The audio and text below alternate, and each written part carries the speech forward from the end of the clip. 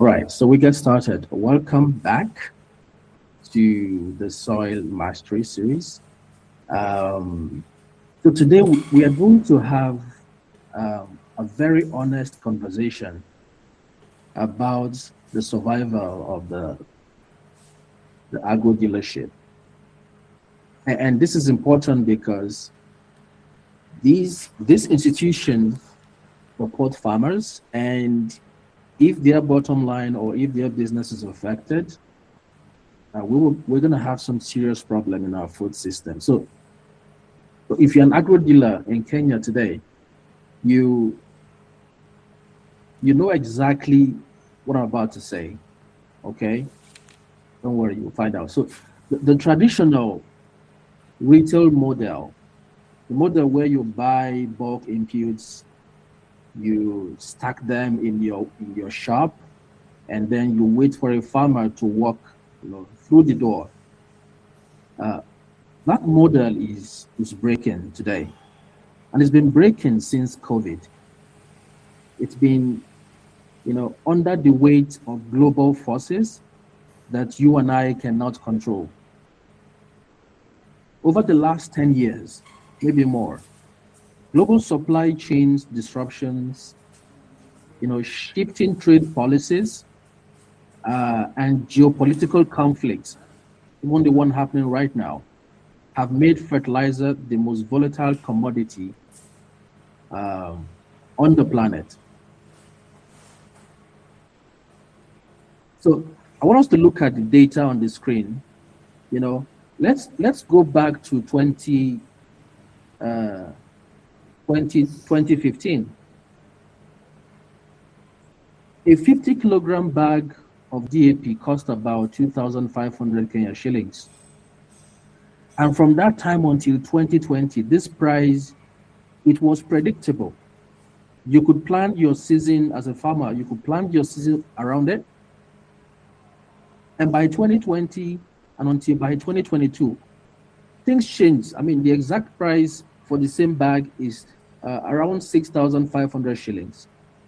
That is a 160% increase. Now, when the cost of production goes up that violently, someone in the value chain has to absorb the shock. The question is, did the farm gate prices for maize and potato, did they go up by 160%? No, it did not. But the cost of making them, it went up. The selling price did not. So who absorbs this difference? The farmer did.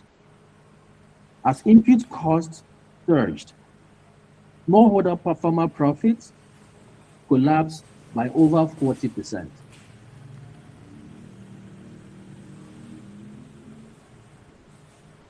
They absorbed the shock. But the hard truth is that, the retail business will also be affected in the near term. When the farmer can no longer afford to absorb this shock, the next person who feels it is the agro dealer.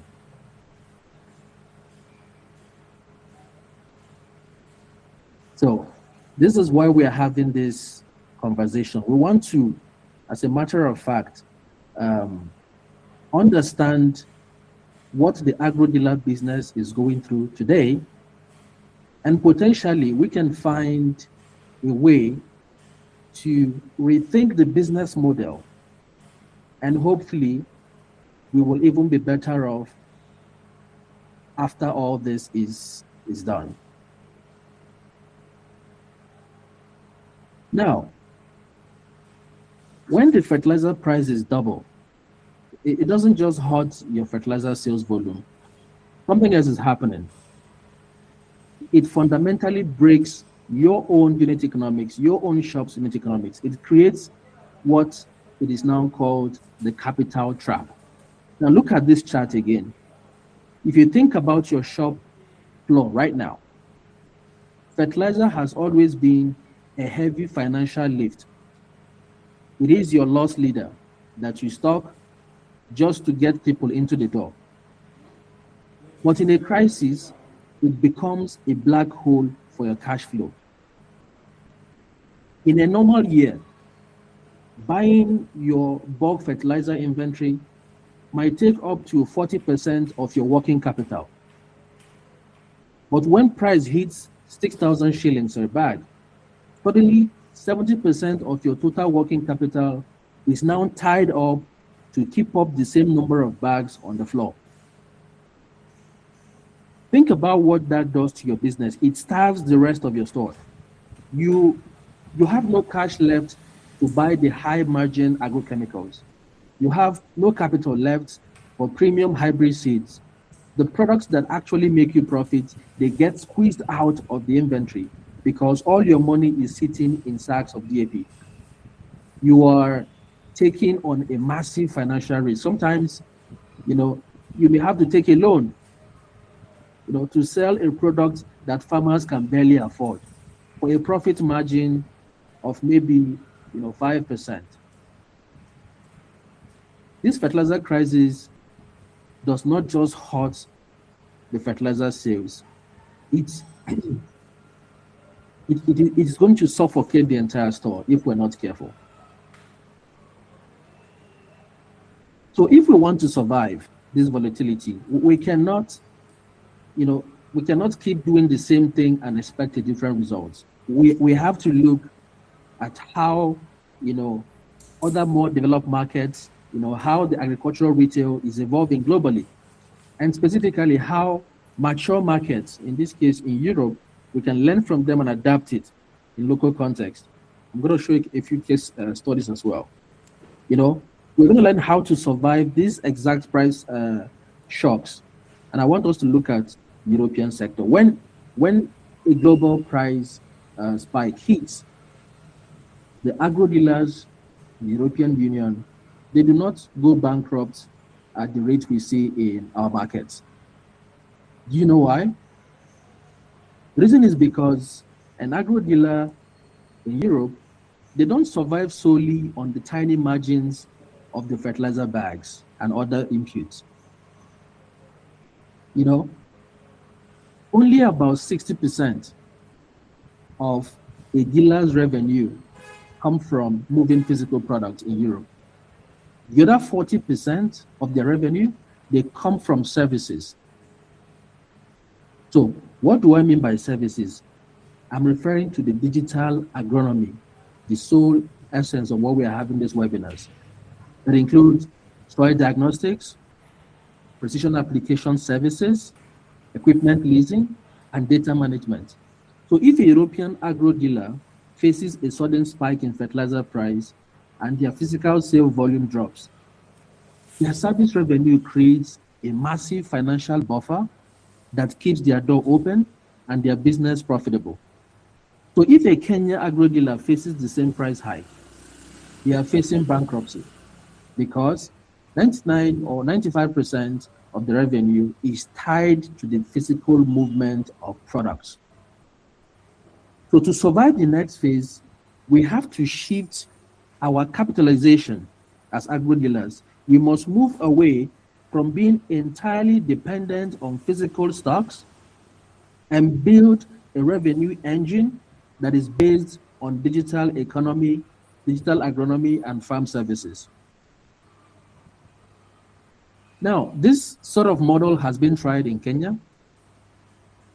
And I know that, having said all that, I know that some of you were thinking,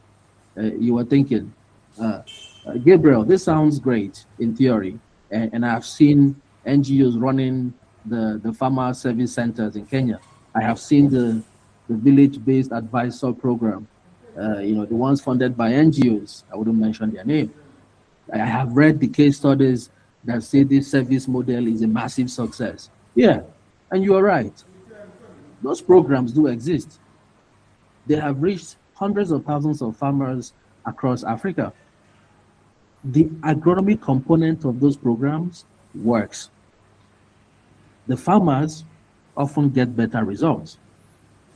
But I promise you, for these webinars, we're going to have intellectually honest conversation. And today we're going to have one of them around these programs. So the elephant in the room is, if these NGO-driven project models are so widely successful, why have less than 10% of the registered agro-dealers in Kenya not adopted them? Why hasn't the Agro-dealer Association mandated this as the industry standard? Right? So here's the hard truth. The pilots failed to scale commercially because they are subsidized by donor money. They are built on grants. So when the NGO funding dries up and the project ends, the local dealer almost always reverts to pushing bags. But why? Because the agro dealer never figured out how to make the farmer actually pay for the advisory services out of their own pocket. That behavioral shift is too difficult to monetize if you don't have the right commercial structure and the right, digital tools in place. What am I saying? We cannot build the future of Kenyan agriculture on donor grants. It can be the base, but the future has to be built on top of profitable unit economics.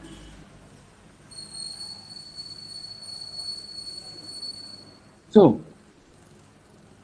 this brings us to the retail pivot.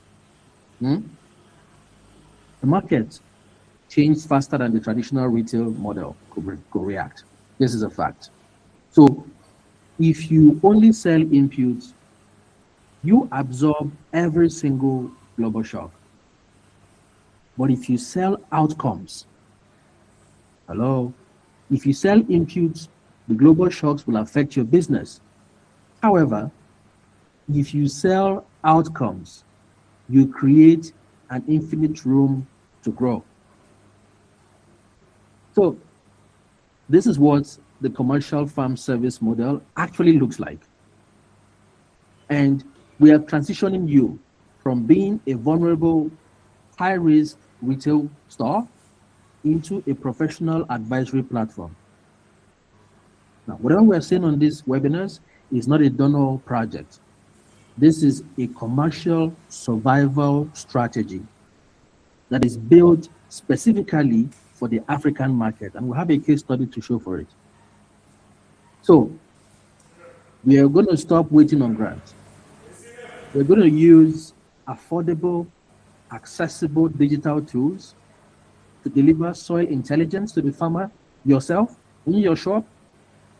You charge for that intelligence and you build a business that survives every single, fertilizer price hike, because your revenue is no longer completely dependent on selling products week in, week out. Now, if you look at this slide, you can see a very clear picture that even though you are spending less money in this new model we're introducing, your profit margins are a lot higher.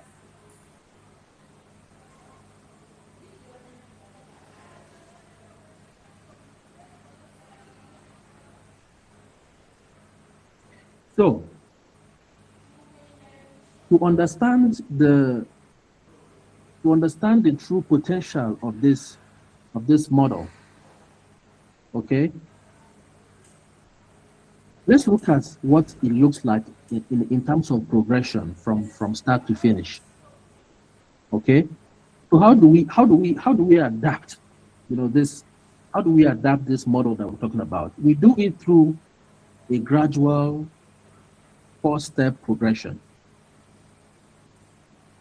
So you do not need to enter the heavy, expensive machinery start like you have in Europe. It's very machinery intensive, very capital intensive.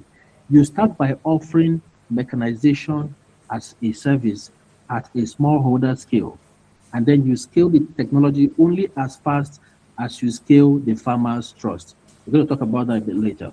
So look at the progression on the screen. Let's look at the hardware track, the red one, the red dotted line. In phase 1, when trust is low, which is now, you have to start small.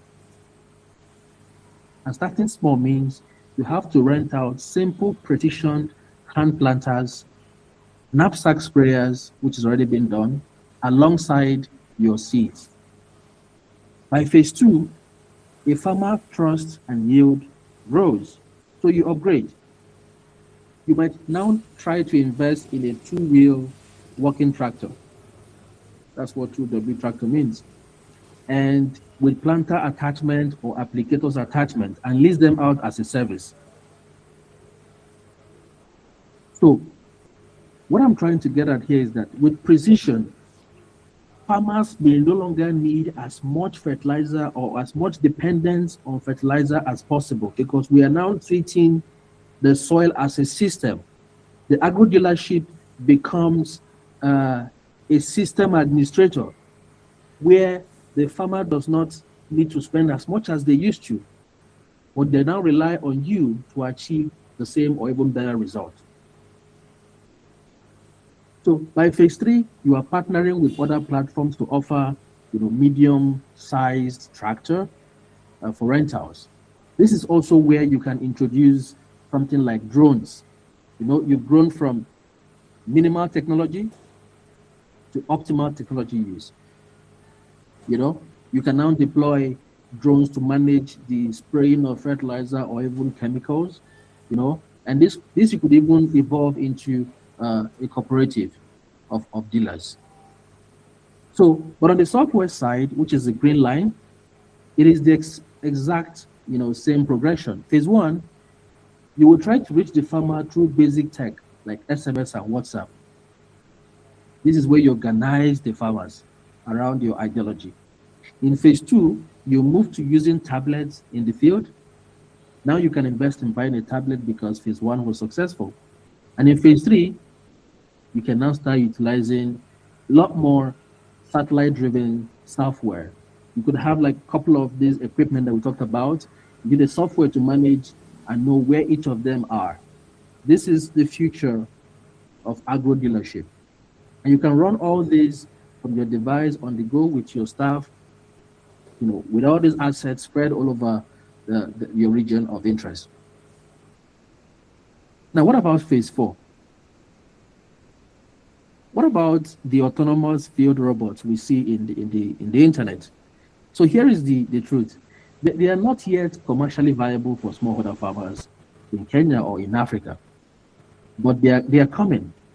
And I know there are universities in Kenya, university students, who are building prototypes today. In the future, we're gonna have them. But the thing is, we put autonomy in phase two because the agro dealer who builds the data, the farmer network, and the trust, in phase one, two, and three, they are the only one who will be positioning to deploy autonomous robots when they finally arrive. Those robots require data, they require access to markets. So phase one and two is building those infrastructure. The agro dealer who are still sitting in their shop and pushing products, they'll be watching this from the outside.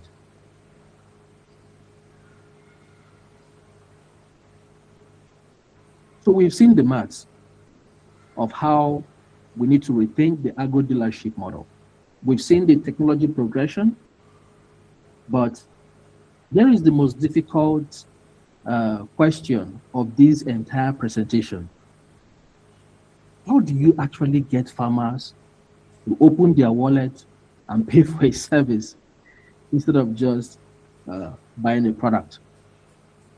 Before you can sell a service, you have to understand the psychological barrier you're up against. Right now, farmers spend blindly on products. Let's be honest about that. And their yields stay flat. So, but they distrust recommendations from people, especially people who want to sell them stuff. And the reason is because they know you sell input for a living. All right. So in their mind, your profit and your commission, in their mind, it means doubt because of this. So if a farmer walks into your shop and the very first thing you say is, this fertilizer is cheaper, or this product is cheaper, or my product will double your yield, you instantly sound like a desperate salesperson. And in a farmer's mind, you trigger their defense mechanism. You kill the trust before the conversation even starts. So how do you win? To win in this farm service model, you have to stop selling products and start solving problems. You have to realize that when inputs are this expensive, farmers are suffering from decision fatigue. They don't want a sales pitch. They want certainty. So how do we build that vital trust? First of all, we elevate the customer experience. We shift from transactional vendor to a respected local expert through a very simple 3-step advisory conversation. I think we have some folks who are not muted. Please, could you stay muted? Thank you. All right. So, what was I saying? So 3-step conversation. The first step it starts with is discovery. When a farmer walks into your shop, do not ask them what they want to buy. I mean, this is the future of agro-dealership, okay? I know you have your own ways, but we're talking about the future here, all right? Ask them about their farm. For example, what are you growing this season? How much land do you grow? Do you cultivate? What was your biggest challenge last year? You know, ask questions and then close your mouth and listen. This is the discovery stage. You are giving the farmer some kind of you're not selling to him, you're trying to have a conversation. Now, not all farmers, obviously, but this is how you start. Step 2, this is your moment of truth. This is where the new technologies we're talking about, this is where they shine. You know, let's say they tell you they have a soil problem, they have a yield problem. You pull out your phone or your tablet. You collect their farm coordinates right there, you know, over the counter. And you use this tool, you pull up their soil test results or whatever information you want to show them. You show them that result in real time. You prove to them that you are using science and not guesswork. You see how a simple walk-in to buy product turns into a conversation and demonstration of value. Step 3, only after you have discovered their problem and demonstrated the data, do you now make a recommendation. Now, it could be product, it could not be product. Remember, we are trying to move away from dependence on fertilizer. So the idea is the data will tell you maybe this farmer don't even need fertilizer at all. We've seen this in episodes 1 and 2. Maybe it's a pH problem. Maybe it's just a mismatch somewhere. Now, because your advice is now backed by their actual soil data, the dynamics changes completely. You are no longer, you're no longer trying to push a product on them. You are now an expert prescribing the exact medicine that their farm needs to thrive. The final step. The final step in building lasting trust is follow-up. In the traditional retail business, the relationship pauses the moment the farmer pays and walks out the door, isn't it? So if their crop fails, it's their problem. But in the farm service model, the sale is just the beginning of the partnership. Now you will say, do I have to call 100 farmers? Of course not. There are tools today. In fact, every agro dealer should have a website. And this is part of what we're going to achieve going forward. These websites can be built in a matter of 24 hours. And we can build in some AI into this website that will talk to the farmer in your apps like as if they are talking to you. So you can actually handle 100 or 1,000 farmers using tools that are available and at your disposal today. Okay? So in the farm service model, the sale is just the beginning of a partnership.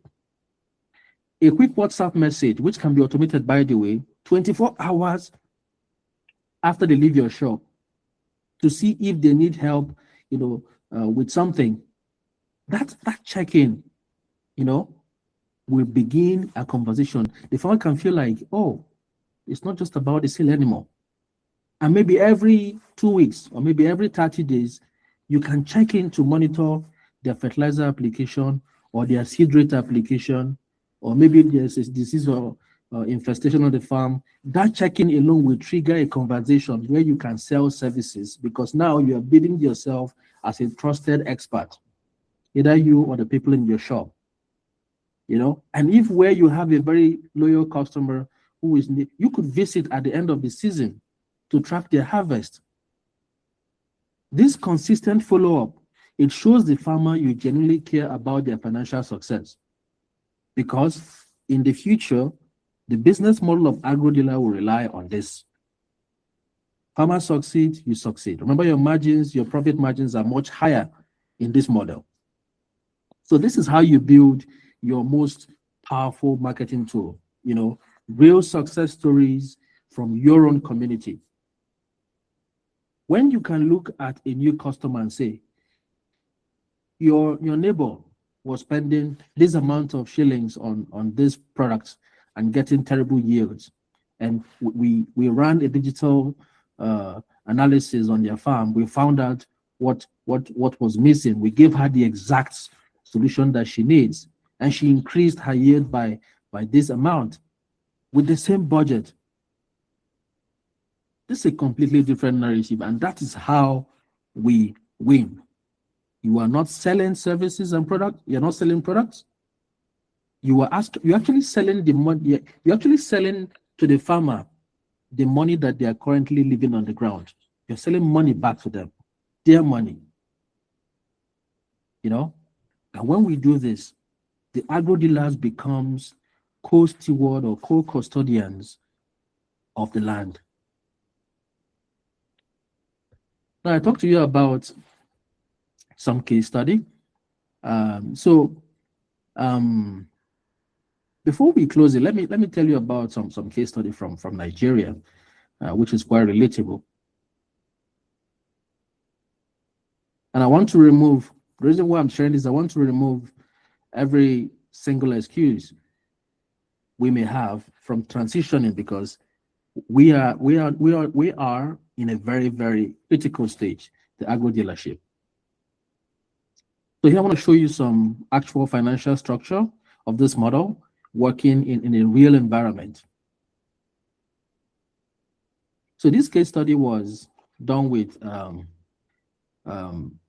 10 extension agents. So in Nigeria, the agro dealer network is not as structured and regulated as you have it in Kenya. So many farmers rely on extension agents. So this was with 10 independent extension agents.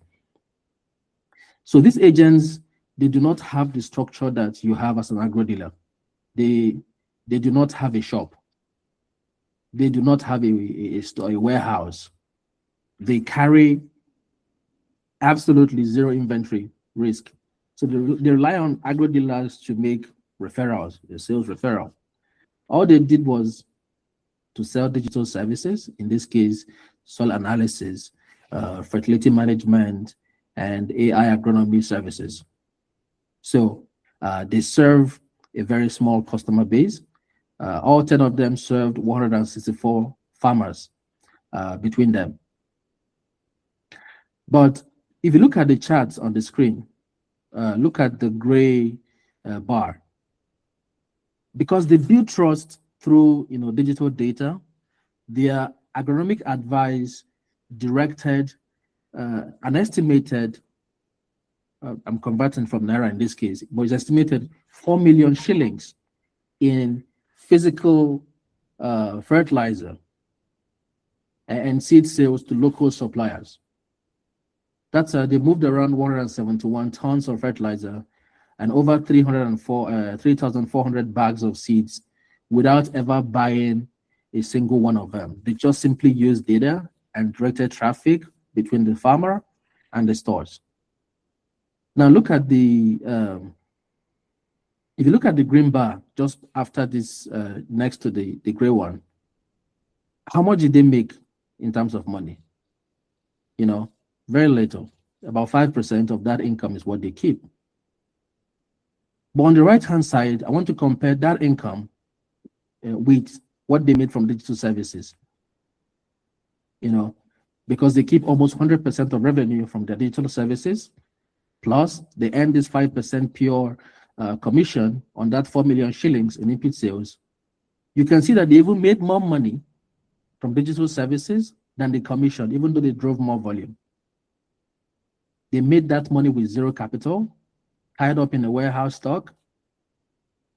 You know, there are zero risk of fertilizer expiring. There are zero risk of price crashes. I want you to think about what that means or could mean for you. You already own the shop. You already have the capital.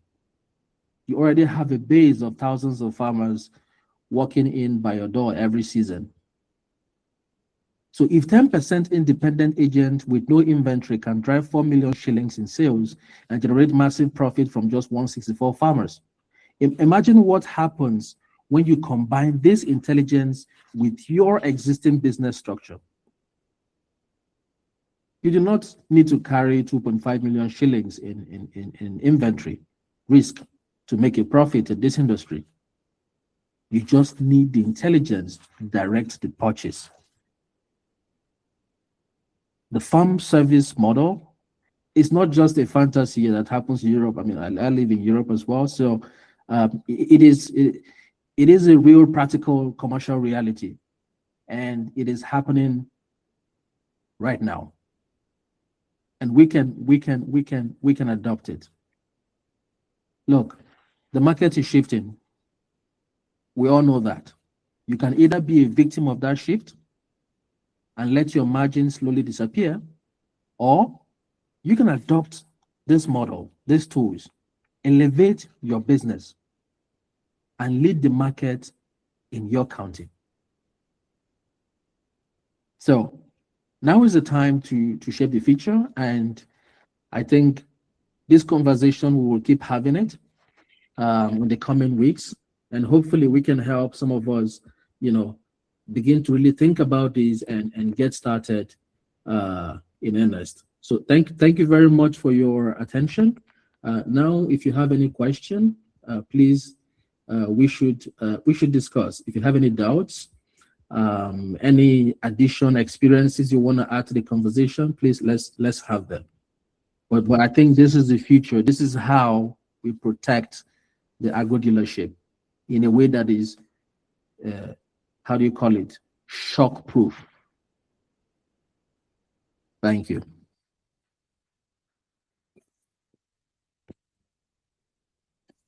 Please, the floor is open. I see we have a hand raised already. Robert, please go ahead. Thank you, and good afternoon. This is really a very nice conversation that we are having, because now the traditional operation in terms of agro-dealers and agriculture supply people really experienced a lot of changes basically for the last 2 decades. And bring into perspective of Kenya's situation or scenario, this is a model that could really shift the operation of our business people in agriculture. So to me, it's to appreciate this strategy that you have taken to be able to enlighten and train most of our people in the agriculture space, because within this, then we can also be able to prepare ourselves in the use of digital technology, give advisory or forecast in terms of risk management and mitigation before even we plant or we buy our products from the shops. It's just to give you a thumbs up and appreciate this conversation. Thank you. Thank you so much, Robert. Thank you. That's much appreciated. And I hope we have other voices. Dorian, Mercy. So part of what I want to do is I want to also demonstrate what digital agronomy looks like in terms of soil testing. And I want to use a volunteer from this call in Kenya, that is, because I understand there are other folks from other country also here. So this request is only for Kenya farms. So if you have your farm's GPS coordinates, if you don't have it, we can find it together. Let's demonstrate what digital agronomy looks like and how it can play out in an agro-dealer shop. Any volunteers? Let's go here. Let's change that to satellite view so we confirm. Righty. So here is the farm that was volunteered. And we will just take one of the strips. So I'm going to take this strip, including the green area. So let's get the coordinates. And then we go back to our tool to implement a quick soil analysis. So this is one of the tools that we're promoting, and I'm gonna type in the coordinates I just copied. 0 minus 0 point that and that. So you're gonna find us right in the field that we've just seen on Google Maps. All right.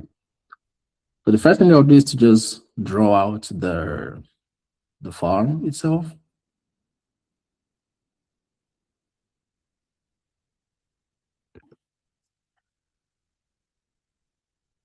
So as you can see, this farm is around 0.2 hectares, which is maybe 0.4-ish acres. So let's just call it demo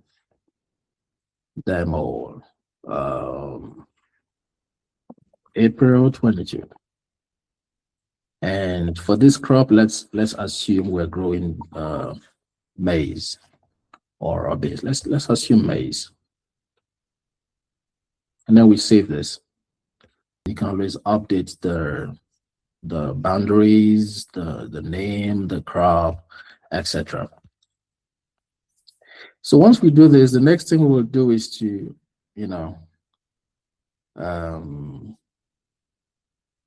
again, you can always update this. All right. So let's go get the analysis done.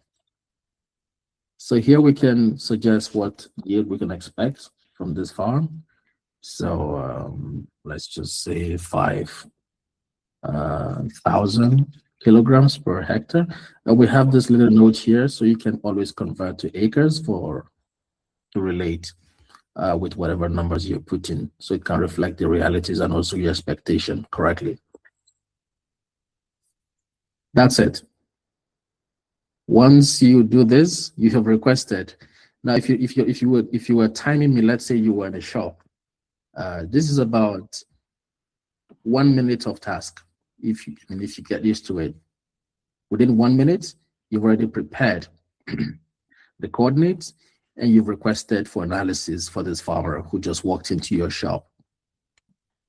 Now, once the analysis is complete, you will get an email telling you that the analysis is complete. Usually, it should take a few seconds. And if you're not patient, you could just refresh the page, and this status would change from processing to I just got the email to completed. So that's it. And you can go ahead to now view the report. I'm going to zoom in so that we could also see this. So below here, you will see the report that was generated. Just pay attention to these colors. It's easier to reflect on what is happening. You know, I'm gonna just remove this thing. So you can see automatically you have your soil information done for the farmer right there. This is something you can demonstrate to a farmer without wasting their time. You know, just by knowing where the farm is in terms of coordinates, you can instantly know. More importantly, you can also see recommendations like what kind of fertilizer will be suitable for a maize crop on this farm. So you see two options. If there are blending facility, like in Europe, there's a lot of them. So you can blend a fertilizer that is only tailored to your farm. If you can provide this formula to them, they can make it for you. But and you have the option to also do this blending with some trace nutrients, because the report says there are some traces that are lacking. All right. So, or if you don't have the blending option, the report tells you which of the shell fertilizer you could also use, like the DAP and also the NPK 18, 18, 18, and the amount to use as well, just one bag in this case. And you can see other information like about liming, how to and when to apply the NPK during planting in this case, etc. You can see other information here as well that helps you understand what is happening in the soil. Now, just below here, you will find another section for fertility management. This has nothing to do with fertilizer. And I think going forward, the agro-dealer business will be focused on this aspect. How can we improve the soil without spending fertilizer? Now, what I'm really saying is, how can we, empower or train agro-dealers to the point where they sell their knowledge to improve the soil using data alone? More than half of the challenges of soils in Africa can be addressed without soil, with some sort of season after season long-term strategy. So what we're going to do is that we're going to partner with you, train you on these tools and other tools as well, so you can have the data you need to sell knowledge. When you sell knowledge, it's zero inventory, okay? Results are predictable. Your margins are super high. You don't have to stock up sometimes, like in this case. A lot of times the farmer may just need to change a few farming practices, or maybe buy a few, let's say, zinc and whatnot. All right. So do we have any conversations in the chat? So this is just how it works. And over the last two episodes, we also showed you a few other, tools. Some of them are completely free. For example, instead of doing the soil analysis, because this costs money, you could just offer them this tool on how much money they are leaving on the table using the soil tax calculator. This does not require you to consume anything. You just need to ask them. Of course, they're in Kenya, so you could just select Kenya. And I'm going to zoom this. And they can watch you do this for their farm, in real time. So that farm is 0.2, all right, even though it's just a part of it. How long they've been doing soil testing. Without soil testing, likely more or less. So if you do this, it tells you how much this farmer is losing. You can show them this thing. You see, it took me just a few seconds. This is how agro-dealership is going to be.